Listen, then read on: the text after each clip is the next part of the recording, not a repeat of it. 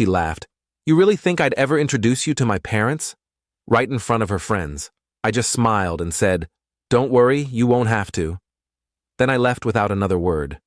Later that night, her best friend texted me something that made me sit up straight. I'm 29, work in digital marketing, and until 3 weeks ago I thought I was in a solid relationship. Her name was Jessica. We'd been together for 2 years. Not perfect, but I thought we were building something real. I was wrong. Let me back up a bit. Jessica and I met at a mutual friend's birthday party. She was funny, ambitious, working her way up at a tech startup. We clicked immediately. Within 3 months, she'd basically moved into my apartment. We fell into this comfortable rhythm, grocery shopping on Sundays, Netflix every weeknight, weekend brunches at our favorite spot downtown. I thought I knew her. I thought we were solid. Sure, there were small things. She never really wanted me to meet her parents, always had excuses. They're traditional, she'd say. I want to wait until we're more serious. 2 years felt pretty serious to me, but I didn't push. She also spent a lot of time with her college friends, which I thought was healthy. Independence in a relationship, right? I had my own friends, my own hobbies. I trusted her. The night it all blew up was supposed to be casual.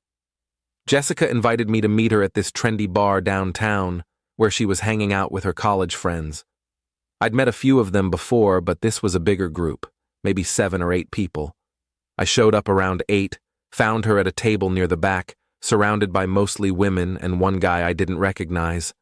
She waved me over, didn't get up, didn't kiss me hello, just a wave. First red flag I ignored.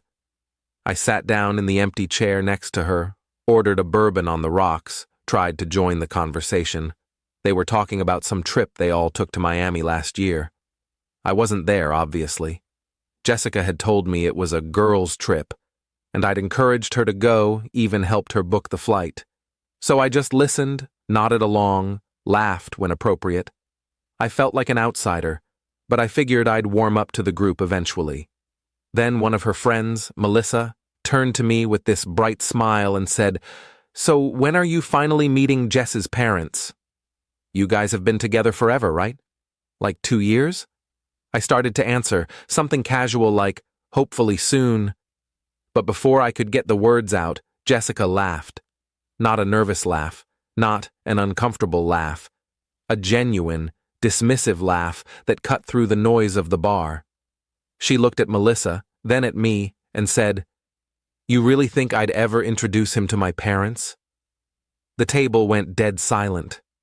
I felt my face get hot, that prickly sensation you get when you've been slapped in public. Someone coughed. The guy across from me suddenly became very interested in his phone. Another friend stared into her wine glass like it held the secrets of the universe. Jessica just sat there smirking, swirling her martini, like she'd made a joke only she understood. I could feel everyone's eyes on me, waiting to see how I'd react. Would I yell? Would I defend myself? Would I shrink down and pretend it was funny? I didn't do any of that. I looked at her, really looked at her, and for the first time in 2 years, I felt like I was seeing a stranger. I smiled. Not a fake smile, but the kind of smile you give when you've just figured out the punchline to a joke you didn't know you were part of, and said, Don't worry, you won't have to. Then I stood up, dropped a 20 on the table for my drink, and walked out. I heard someone say, Dude, what the hell? Behind me, maybe directed at Jessica, but I didn't turn around. I didn't need to see her face. I got in my car and drove home.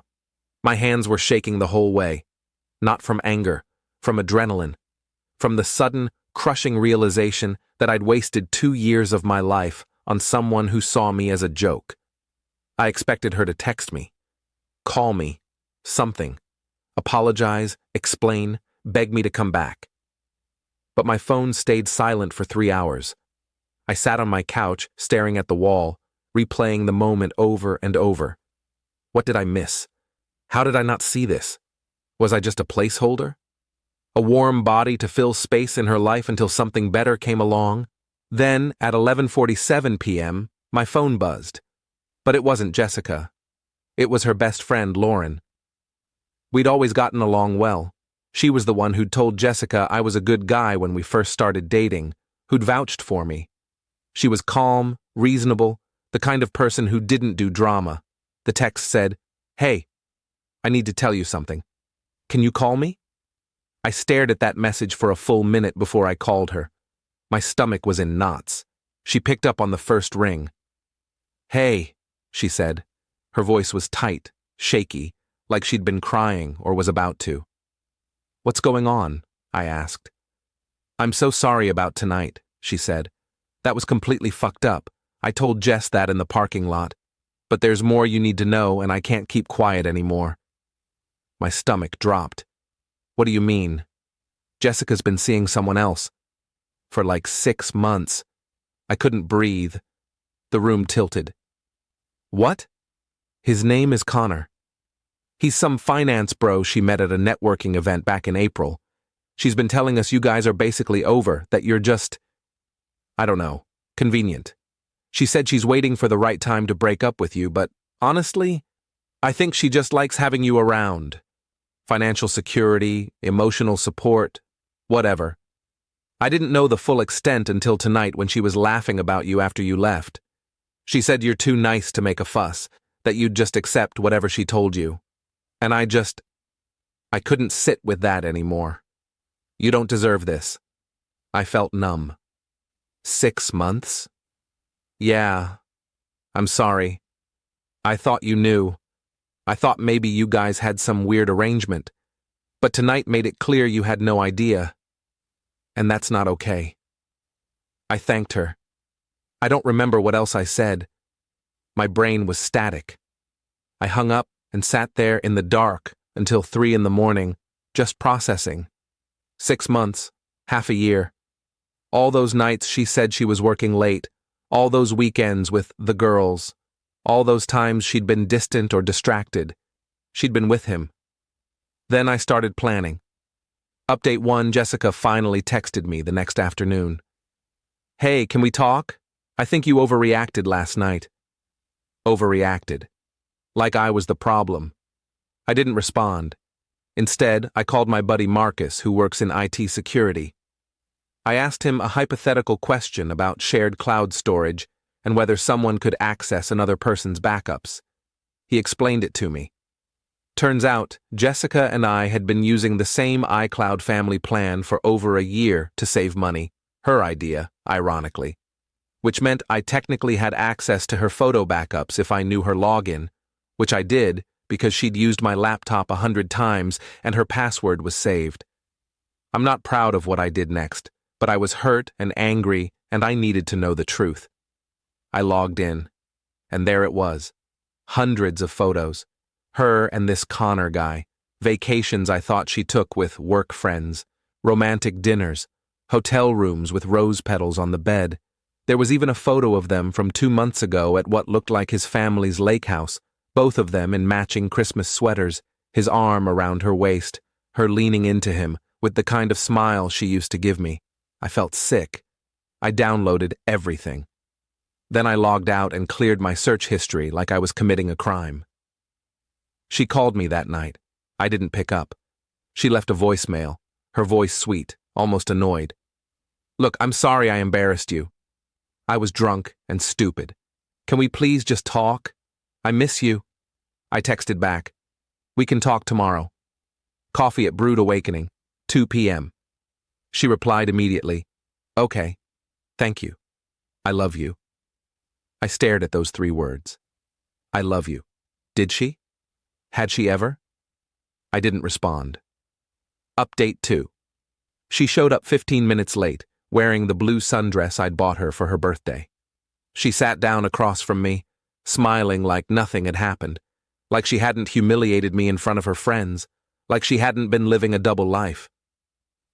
"Hey," she said, reaching for my hand across the table. "I'm really sorry about the other night. I don't know what I was thinking.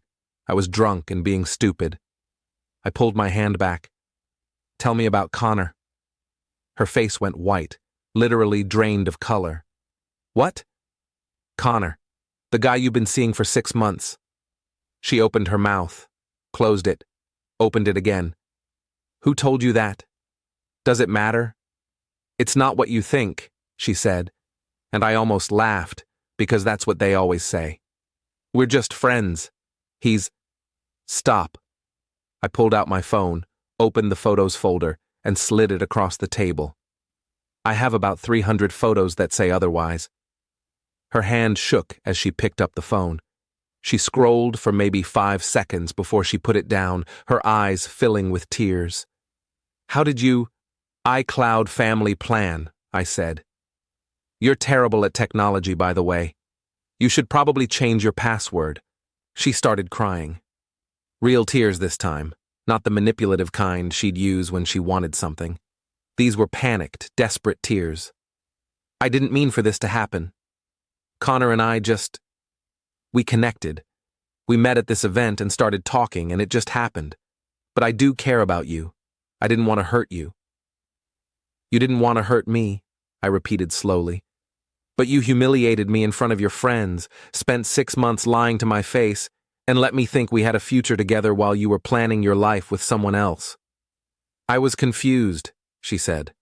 I didn't know how to end things with you. You're so good to me. You're stable and kind and convenient, I finished for her. That's the word Lauren used. Convenient. She flinched. She had no right. She had every right, I said. She's a better friend to me than you ever were a girlfriend. We're done, Jessica. I want you out of my apartment by the end of the week. I'll stay at Marcus's place until you're gone. Leave your key on the counter.